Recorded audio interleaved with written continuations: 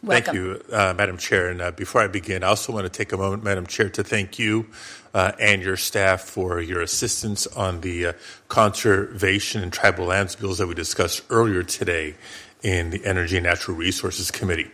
But both Chairman Murkowski and Vice Chairman Schatz, I appreciate you convening this hearing to discuss important tribal water settlement bills, including 2 in California.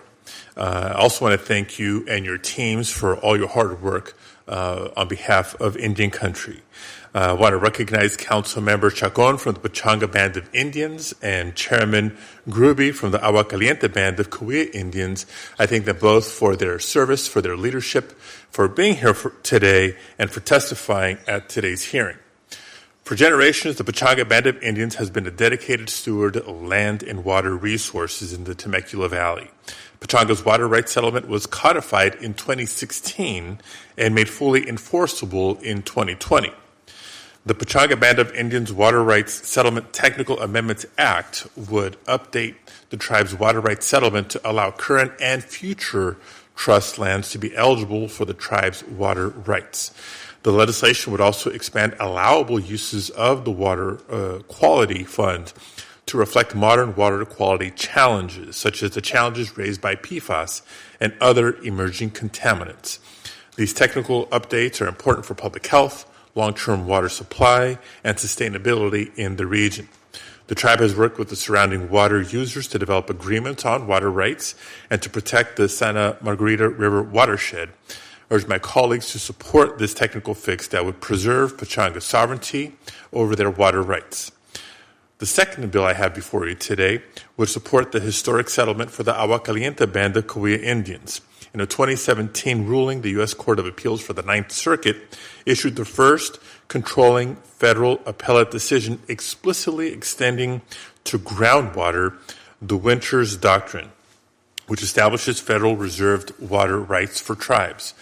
This ruling means that the federal government reserved groundwater rights along with the land when Agua Caliente's reservation was created. The Agua Caliente's land is held in a distinct checkerboard pattern of land ownership, interspersed with railroad and private property. As you might imagine, it has been quite challenging to resolve how to manage groundwater that is overlain by multiple checkerboard landowners, all of whose actions affect the groundwater below, not just their own property, but also their neighbors. So I commend all the dedicated efforts to negotiate an agreement over the last few years by Agua Caliente, the United States government, the Coachella Valley Water District, and the Desert Water Agency. All parties reached a comprehensive agreement last May to secure the tribe's federally reserved water rights and to promote the tribe's sovereign authority over its water resources and trust lands. The Agua Caliente Band of Cahuilla Indians Water Rights Settlement Act would ratify this agreement. This bill also includes provisions to establish a fund to support critical water infrastructure investments as part of the settlement and to transfer additional land administered by the Bureau of Land Management into trust for the tribe. And before I conclude, I just want to highlight the broad support for this bill. I'd like to enter into the record 11 letters of support ranging from the state of California, the county of Riverside, local municipalities, and Southern California tribes. Chairman Murkowski and Vice Chairman Schatz, thank you again for all your work and for allowing me to testify in support of these important bills.